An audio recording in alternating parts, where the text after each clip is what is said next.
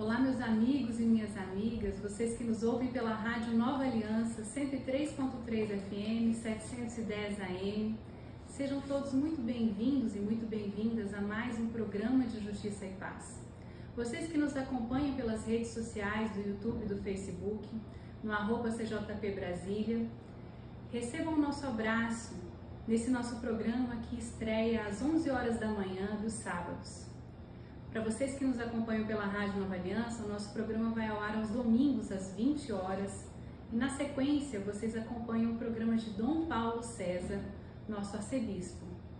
Eu estou aqui hoje com Carlos Henrique Gondim, que é procurador federal no Ministério do Desenvolvimento Agrário.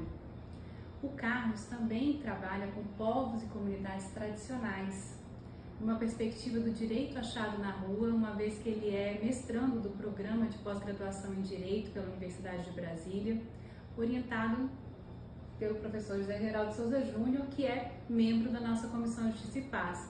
Um abraço para você, José Geraldo, que tanto contribui para o nosso programa e que fez essa ponte entre o Carlos e o programa de Justiça e Paz, para que ele estivesse aqui hoje. Carlos, sua saudação aos nossos ouvintes.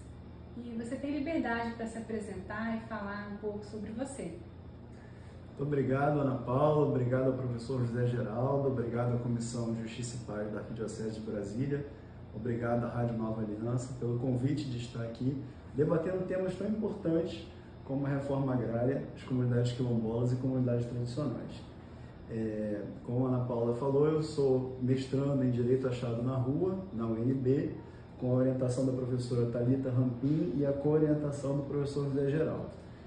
Estou concluindo agora o mestrado, numa pesquisa feita em conjunto com uma comunidade de assentados da reforma agrária, que também é uma comunidade quilombola, que também é uma comunidade quebradeiras de coco babaçu, é a comunidade Monte Alegre, Olho d'Água dos Grilos, no centro do Maranhão, no Médio Mearim, no município de São Luís Gonzaga.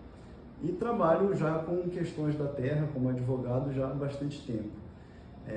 Para quem só nos ouve, eu sou um homem branco de 41 anos, estou vestindo uma camisa azul e sou urbano do Rio de Janeiro, não tenho uma origem na terra, né? Mas acho que algumas experiências na infância e na juventude me levaram para trabalhar com comunidades tradicionais, com a reforma agrária, com comunidades quilombolas. Minha mãe é geógrafa, é pesquisadora na área de geografia agrária, então desde pequeno eu acompanho o trabalho dela, entrevistando poceiros, entrevistando quilombolas, e acho que isso me fez ter uma familiaridade com o tema da reforma agrária, das comunidades rurais. Meu pai também sempre fez questão de levar a mim e os meus irmãos para viagens que a gente tivesse contato com o Brasil profundo, né? Então, em que a gente pudesse vivenciar as realidades diferentes dessas diversas relações com a terra que a gente tem pelo Brasil. Eu acho que isso tudo foi me influenciando para gostar do trabalho com as pessoas na terra. E é uma alegria estar aqui nesse espaço da Arquidiocese, porque o meu trabalho e a minha pesquisa são muito influenciadas pelas experiências que eu tive na religião católica. Então, quando jovem, eu estudava no Colégio Santo Inácio, no Rio de Janeiro, e o colégio promovia atividades religiosas em comunidades eclesiais de base. Alguns educadores muito corajosos, muito ousados, né? Se eles estiverem me ouvindo hoje, um grande abraço: Pedro Toche, José Henrique Sazek, Elcio Alvim, Rosa Escada, que lá nos anos 97, 98 faziam programas de estudantes irem para comunidades rurais, comunidades eclesiais de base, chamadas missões rurais, em que a gente tinha uma vivência nessas comunidades, né? A gente ficava, duplas de jovens ficavam 10 dias em comunidades rurais, cada dupla numa comunidade, animando a vida dessa comunidade, visitando os idosos, visitando os doentes, trabalhando junto com as famílias que nos acolhiam, né? e à noite sempre atividades religiosas. A gente animava círculos bíblicos, animava as novenas de Natal, e isso tudo me fez ter sempre uma vontade de estar junto com as comunidades de camponeses, com as comunidades quilombolas, e eu acho que isso tudo fez eu procurar sempre trabalhar ou pesquisar na universidade temas relacionados a comunidades rurais e a comunidades quilombolas. Olha que história bonita, ó, os jesuítas, um abraço para o pessoal do CCB, aqui do início da Asa Norte, da 601 Norte, e também do Observatório Luciano Mendes de Almeida, do OLMA, com quem nós temos uma parceria, a Comissão Justiça e Paz, nós temos uma parceria com o CCB, com o OLMA e com a CBJP, a Comissão Brasileira de Justiça e Paz, onde promovemos mensalmente os diálogos de justiça e paz. No próximo diálogo, que vai ser na primeira segunda-feira de agosto, nós estaremos tratando da reforma tributária sob a ótica da economia de Clara e Francisco. Uma reforma que pode ser mais justa e solidária, trazer uma tributação que traga mais igualdade para as populações mais vulneráveis do Brasil. Então, um abraço para os jesuítas na sua missão incansável de, inovando, trazer essas comunidades eclesiais de base, o próprio contato com essas comunidades. O Papa Francisco fala de terra, teto e trabalho, e ver como marcou sua trajetória. Conta pra gente, então, um pouco sobre o tema do seu mestrado, que é muito interessante, que são aquela comunidade quilombola, lá do interior do Maranhão, mas você fala muito melhor do que eu. Bom, então um abraço também para a comunidade do Colégio Santo Inácio, para a comunidade da PUC Rio, né, que me influenciaram tanto nesse trabalho junto com as comunidades, nessa época, final da década de 90, e com quem eu, na verdade, nunca perdi o vínculo, né? Até mais recentemente, há 10 anos atrás, quando o Papa Francisco veio visitar o Brasil, eu ajudei os jesuítas a montarem experiências de levar os jovens que vieram do mundo inteiro para comunidades também, para conhecerem a realidade do campo no Brasil. Então, eu acompanhei um grupo de jovens na comunidade de Marapicu, em Nova Iguaçu, na Baixada Fluminense, em que nós tivemos essa vivência com um assentamento periurbano, né, ao lado da cidade, em Nova Iguaçu. Ô Carlos, vou voltar um pouquinho, porque você falou agora uma coisa muito interessante. As pessoas acham que os quilombos só existem na área rural, de fato, mas a gente sabe que os quilombos eles existem na área urbana, na área periurbana e também na área rural, não é?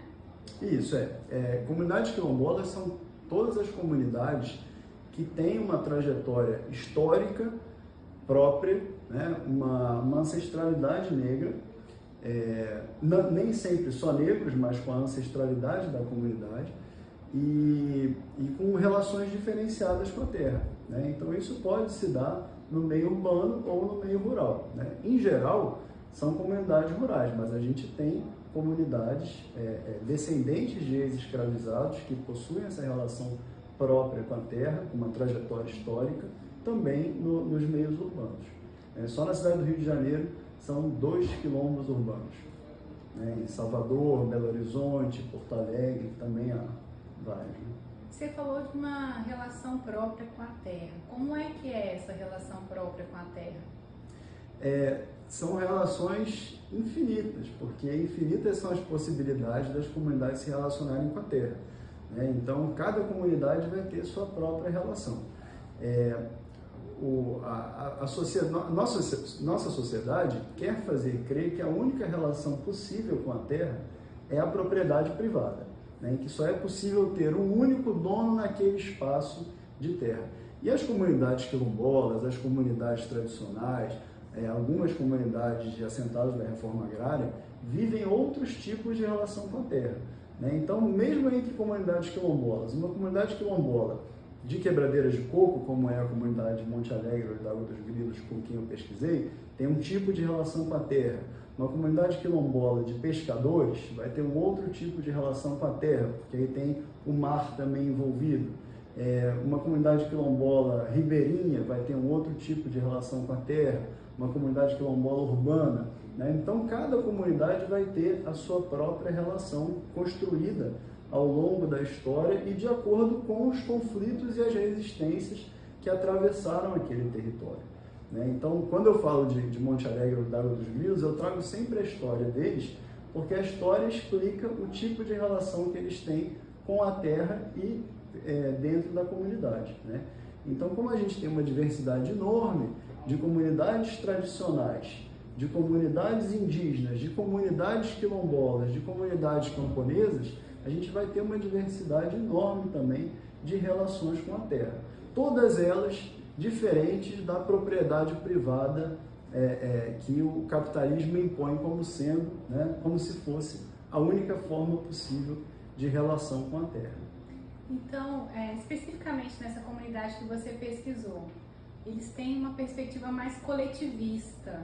Explica um pouco mais o que seria uma perspectiva coletivista dentro de um território compartilhado. Isso. Na época do impeachment da presidenta Dilma, eu estava trabalhando no MDA na época, né, no antigo MDA. O MDA foi extinto quando o Temer tomou o poder. Na tarde em que ele tomou o poder, ele extinguiu o MDA. Eu estava trabalhando no MDA e depois vinha trabalhar no INCRA, no governo Temer e início do governo Bolsonaro, até que ficou impossível, eu tive que sair. Mas eu observei que nesse período do impeachment para cá, as instituições passaram a perseguir as formas de relação com a terra diversas da propriedade privada, querendo impor a propriedade privada. Então, assentamentos coletivos foram proibidos, né? Hoje é praticamente impossível um assentamento se tornar coletivo, se ele quiser, né? As comunidades quilombolas sofreram vários tipos de entraves, obstáculos, empecilhos. Praticamente não houve regularização fundiária de territórios quilombolas nos últimos 8 anos, né? Então, eu senti que a terra coletiva estava sendo perseguida, estava sendo atacada. E eu achei que isso era um tema bom para desenvolver, né? E aí escolhi no mestrado pesquisar terras coletivas. E aí encontrei na comunidade de Monte Alegre e d'Água dos Grilos, né, uma experiência muito rica em termos de relação com a terra coletiva.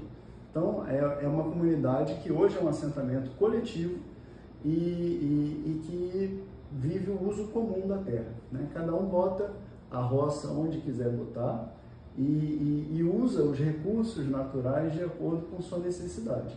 Há regras estabelecidas ali dentro, né? Uma associação que coordena essa comunidade para que isso fique administrado, né? Mas essencialmente a terra coletiva, que ela não é propriedade de ninguém. E isso vem da história dessa comunidade. Posso entrar na história já? Com certeza. É uma história muito bonita, né? E eu gostaria aqui de rapidamente falar sobre ela. Primeiro, pedindo licença aos ancestrais dessa comunidade, aos encantados dessa comunidade, para falar dessa história, né? Alguns desses ancestrais eu tive a oportunidade de conhecer nessa pesquisa que eu fiz para o mestrado. E é uma história muito bonita. É uma comunidade quilombola no município de São Luís Gonzaga do Maranhão. Então existe um São Luís Gonzaga no Rio Grande do Sul e um São Luís Gonzaga no Maranhão, que é um importante jesuíta, né, o São Luís Gonzaga.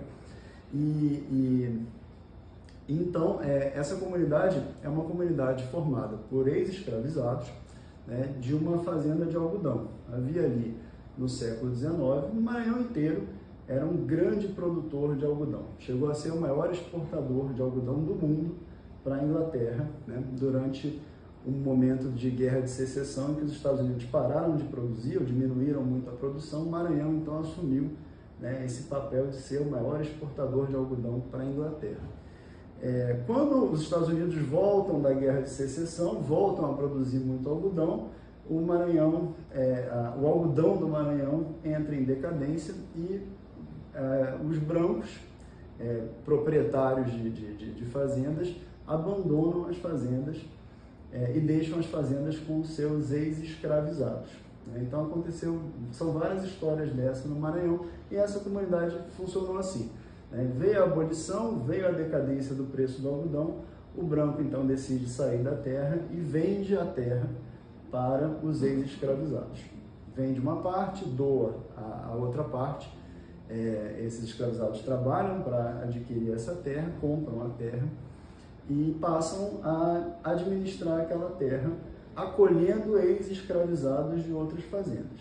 Então eles estabelecem os patriarcas daquela comunidade, são os 12 pretos. Esses 12 pretos, 12 que faz referência também aos 12 apóstolos, né? Então é muito curioso isso na história deles. Então os 12 pretos administram aquela fazenda, que um dia foi uma fazenda de algodão e passa a ser uma fazenda de uso comum da terra, acolhendo ex-escravizados de outras fazendas, né? E no início do século XX, os 12 pretos decidem registrar a fazenda em nome de um dos 12. Então escolhem Isidoro Parga, que é um dos ex-escravizados, para ser a pessoa que vai figurar como proprietário daquela fazenda. Afinal de contas, eles compraram, queriam registrar para ter maior segurança, né? Parga é o nome do proprietário branco. Então é muito comum, né, que os escravizados adotassem o sobrenome do senhor de escravos, né? E isso é muito ruim porque os negros hoje têm muita dificuldade de conhecer sua origem, né? Os brancos, pelo sobrenome, minha família veio de Portugal, da Itália, e os negros não têm esse direito. Isso é muito, muito forte, né? Eles não têm o direito a saberem a origem, de que país seus ancestrais vieram, porque foram forçados a adotar um sobrenome português, né? Essa comunidade, então, vários são Parga, e na verdade Parga é o sobrenome do antigo proprietário da fazenda, né? Mas enfim, e aí então registram a terra em nome de um dos 12 pretos, Isidoro Parga, no início do século, e tudo bem, a terra continua sendo de uso comum, coletiva, né? Com os ex-escravizados trabalhando livremente a terra, até que esse Isidoro Parga tem um sobrinho chamado Zósimo. A comunidade diz que ele era mais sabido, mais estudado, e então ele aplica um golpe no tio, né? Ele usa de um estratagema para passar a terra para seu nome. Ele vê o papel da terra, diz para o tio que o papel da terra contém um erro, e ele se propõe a corrigir esse erro, né? O tio já idoso, já lhe faltando a vista, já era analfabeto, confiou no sobrinho. O sobrinho então pega o papel da terra e transfere a terra para seu nome, e se torna então dono daquela terra, sem que os outros poceiros daquela área, né, os descendentes e ex-escravizados, soubessem do que estava acontecendo. Mas ele não modifica muito o regime de utilização da terra. Ele só nas bordas da fazenda começa a arrendar para camponeses vindos do Piauí e do Ceará, fugindo do latifúndio, da seca, vão para o Maranhão para tentar terras cultiváveis, né? Então ele vai arrendando porções da fazenda, mas a comunidade se mantém ali. Quando ele morre, os herdeiros dele então começam a efetivamente vender pedaços da fazenda, e aí começa um momento mais delicado na história dessa comunidade, né, em que a fazenda vai sendo desfeita, vai sendo vendida para proprietários locais, até que esses descendentes do Zósimo vendem a parte principal da fazenda, onde estavam os descendentes dos escravizados, vende para uma empresa chamada Camena, isso na década de 70. E aí a comunidade relata que foram 3 anos de conflito em que a empresa tenta remover os descendentes dos escravizados e também os outros camponeses, tenta remover da parte principal da fazenda. E a comunidade resiste, né? A gente podia falar um pouco sobre a resistência, porque é muito comum entre comunidades indígenas, comunidades quilombolas, haver esse processo de resistência e de luta, e muitas vezes ele é silenciado na história, né? Essa comunidade, ela tem um episódio muito marcante desse processo de resistência. Conta pra gente como que foi esse processo de resistência que foi tão marcante para essa comunidade, para que os nossos ouvintes possam ter uma ideia de qual é o tipo de violência, né, que essa resistência enfrenta. Isso, é o chamado Dia do Fogo, né, que a comunidade conta sempre como um momento traumático. Então, nesse conflito com a empresa que comprou a terra, né, e tenta tirar os poceiros, os descendentes de escravizados e também os outros poceiros que arrendavam a terra, a empresa primeiro passa cercas em toda a fazenda, né, e os quilombolas arrancam as cercas à noite, né, quebram a cerca, vencem a cerca. O fazendeiro ameaça soltar búfalos, ameaça soltar bois mais bravos, e jagunços vêm ameaçando. Alguns quilombolas de fato saíram, foram embora, né, não aguentaram a pressão, mas a maioria dos quilombolas estava disposta a resistir, né? Até que então, em 79, com uma ordem judicial, a empresa que comprou a fazenda vem com jagunços e policiais e toca fogo em 97 casas da comunidade. Então, esse é o chamado Dia do Fogo, que aconteceu em novembro de 79, em que 97 casas da comunidade foram queimadas, numa cena traumática, né, em que a comunidade teve que armar abrigos no mato para permanecer ali e não sair. E aí várias situações acontecem nesse dia, né? Então, um deputado estadual chamado Haroldo Saboia, eleito pelo PMDB, estava numa cidade próxima e ficou sabendo que estava acontecendo uma queima de casas. Ele se dirigiu para a comunidade, apoiou a comunidade, dando força para a comunidade permanecer, levou com ele o presidente da Federação dos Trabalhadores da Agricultura no Maranhão, que também ajudou a comunidade a permanecer. E aí, como ele era deputado, tinha sido muito bem votado pela esquerda no Maranhão, ele botou o oficial de justiça no carro e foi lá conversar com a juíza para parar aquela reintegração de posse, né? E aí várias cenas assim cinematográficas acontecem, né? Tá o deputado levando o oficial de justiça para a cidade, são 30 quilômetros de estrada de chão da comunidade até a cidade, e aí um carro da empresa intercepta eles e com armas sequestram o oficial de justiça para levar ele de volta para a fazenda para continuar queimando as casas e tirar os quilombolas, né? Então o deputado sofre esse sequestro, né? O oficial de justiça é sequestrado, o deputado vai até a cidade, busca a juíza e leva a juíza para ela ver o resultado da decisão judicial dela, né? 97 casas queimadas e as mulheres, crianças e homens daquela comunidade todas num campo prontos a resistir, né? Esse campo hoje é uma escola, esse lugar onde eles ficaram, né? Então, e a mobilização que a comunidade gera traz a Igreja Católica, né? Então, padres e freiras vão também para a zona do conflito, e aí sindicatos, movimentos sociais, a igreja, o deputado, a própria juíza presenciando o resultado da decisão judicial dela, aquilo tudo faz com que a reintegração de posse seja suspensa e comece um processo de negociação para pacificar o conflito. Até que em 86, 7 anos depois, o INCRA desapropria a área, indeniza a empresa que comprou a terra e cria ali um assentamento da reforma agrária, né, que era um instrumento disponível naquele momento. Não havia regularização fundiária de territórios quilombolas, o instrumento disponível era a reforma agrária. E aí vem uma situação muito interessante também, que o INCRA, na época, em 86, diz para a comunidade que vai dividir a terra em lotes, coisa que a comunidade não concorda, porque nunca tinha vivido em lotes, né, era uma vivência coletiva e comum, e diz que só vai assentar os casais, não vai assentar as mulheres que não tenham marido.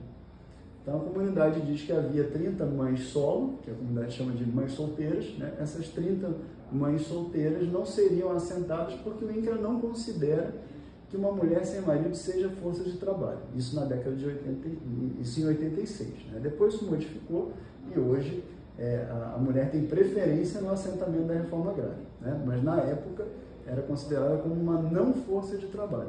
E a comunidade então recusa essa proposta, diz: nós não vamos deixar pelo caminho as 30 mães sem marido que resistiram com a gente, que lutam com a gente e que são da nossa comunidade.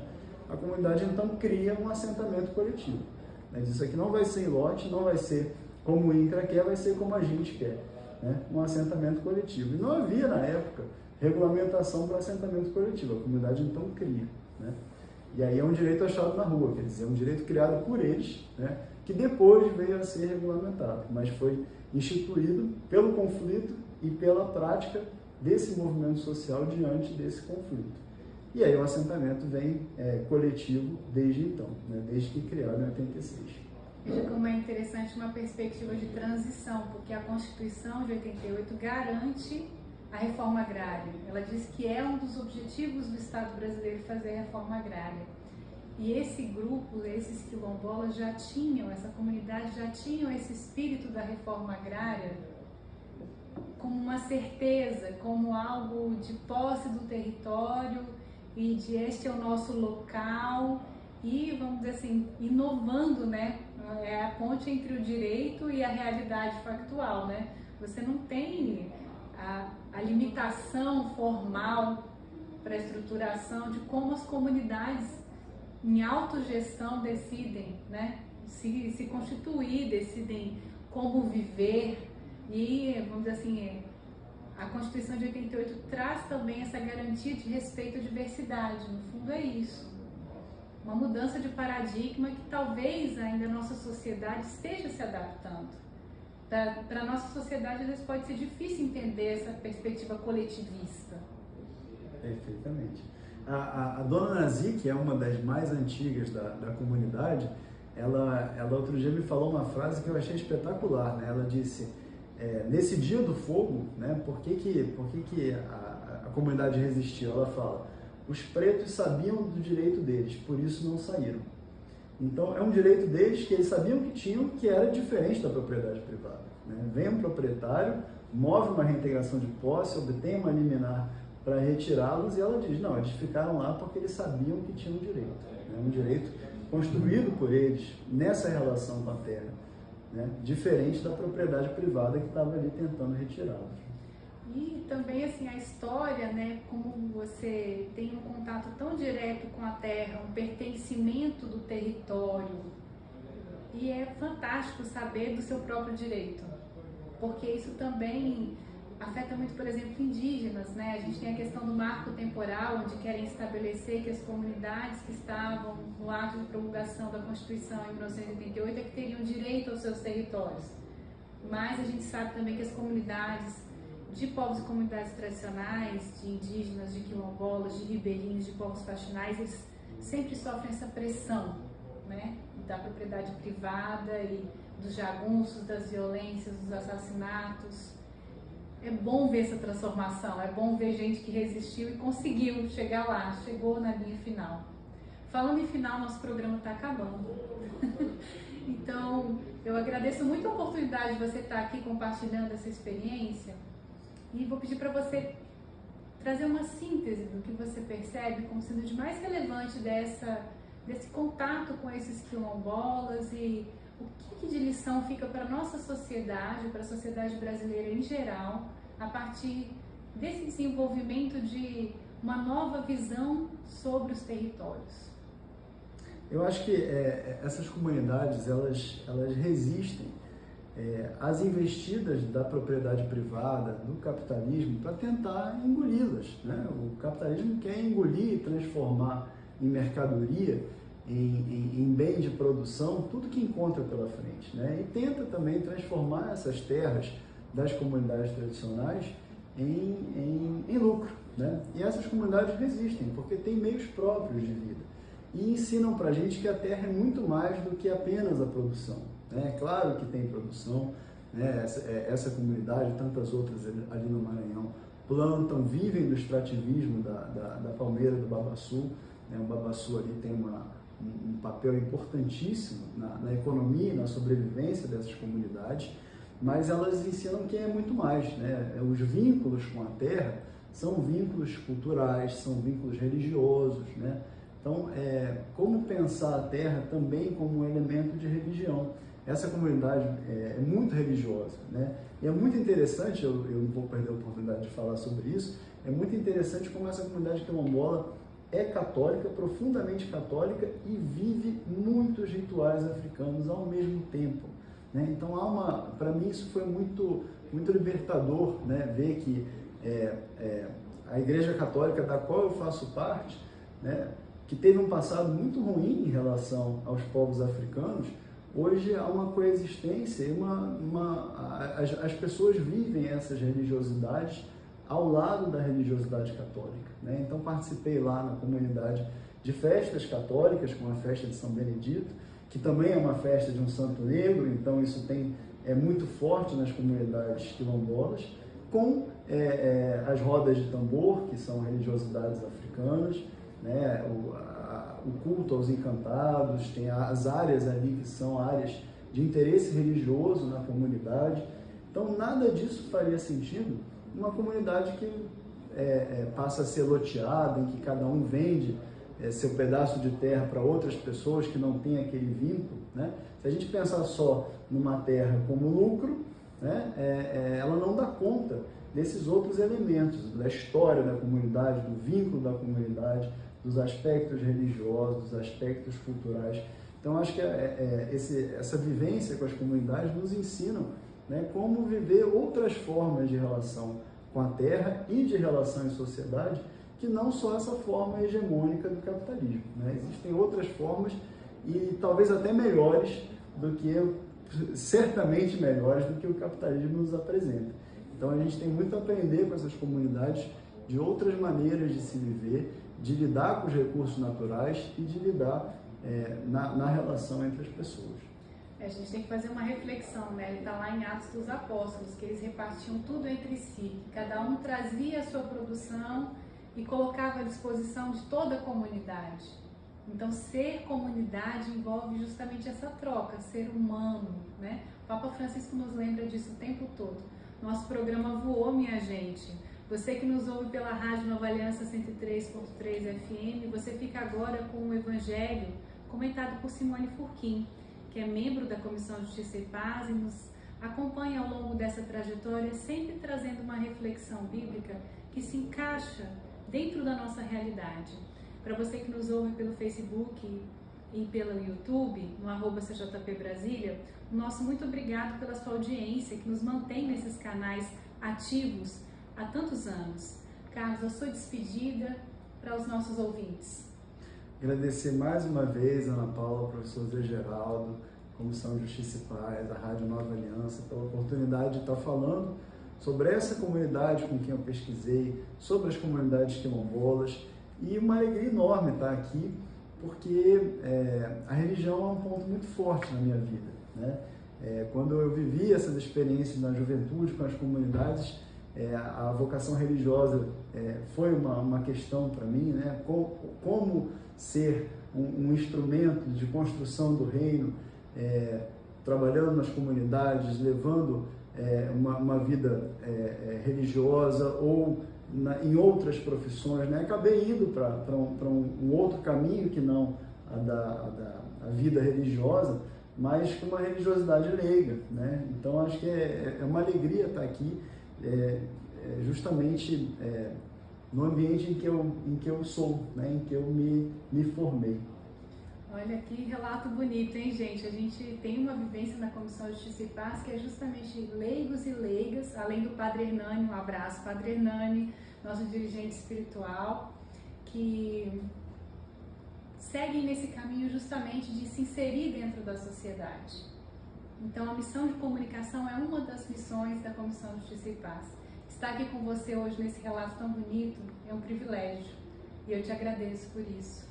E você, ouvinte que nos acompanha, muito obrigada e eu desejo a vocês uma excelente semana, que seja uma santa e abençoada noite e até o nosso próximo programa de Justiça e Paz. Olá, ouvintes! A liturgia hoje faz memória a Marta, Maria e Lázaro, moradores da cidade de Betânia. Betânia, na língua hebraica, significa casa dos pobres. No evangelho de hoje, Evangelho de João, no capítulo 11, 19 a 27, Jesus vai à pequena comunidade de Betânia após a morte de Lázaro. Jesus amava os 3 irmãos, conforme nos informa o versículo 5 deste capítulo. A palavra amor aqui é traduzida por agapão, que do grego significa adesão. É o amor da aliança, assim como a aliança entre Deus e o seu povo. Para o evangelista, o povo amado de Jesus eram os excluídos, os pobres, os injustiçados. Jesus faz aliança com este povo, com esta comunidade. E Marta é liderança desta comunidade. É ela que vai até Jesus e professa a fé em Cristo, dizendo: Sim, Senhor, eu creio firmemente que Tu és o Cristo, o Filho de Deus que vem ao mundo. Marta segue a concepção judaica sobre a fé na ressurreição após a morte. Porém, como todo judeu, até aquele momento ela não entendia muito bem como isso aconteceria. Passados longos anos da execução de Jesus, os primeiros cristãos entenderam o sentido da ressurreição.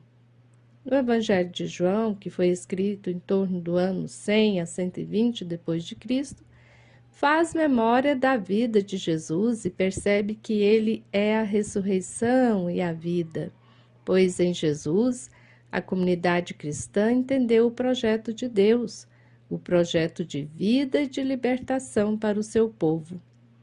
É importante compreender que o texto todo, ou seja, o capítulo 11, é uma simbologia sobre o batismo de Lázaro que entra na vida nova, vida com Cristo, conforme Efésios 5,14. Ou seja, a vida física morre, como morreu Lázaro, mas na presença de Jesus, que é a ressurreição, Lázaro vai ressuscitar. Professamos a fé na ressurreição e no Deus da vida. Porém, muitas vezes, diante da morte de um ente querido, reclamamos a ausência de Deus. E assim como Marta, dizemos: Senhor, se estivesses aqui, meu irmão não teria morrido. Isto porque não compreendemos ainda o sentido do batismo e da ressurreição. Mas Jesus está afirmando para Marta e para nós: Eu sou a ressurreição e a vida. Quem crê em mim, ainda que morra, viverá. E quem vive e crê em mim, jamais morrerá. Jamais morreremos no nível da espiritualidade, da fé em Deus e em seu Filho Jesus. A exemplo do amor de Jesus pela comunidade dos pobres de Betânia, possamos também despertar o amor fraterno e reconhecer o valor e a dignidade dos mais vulneráveis de nossa sociedade. Amém.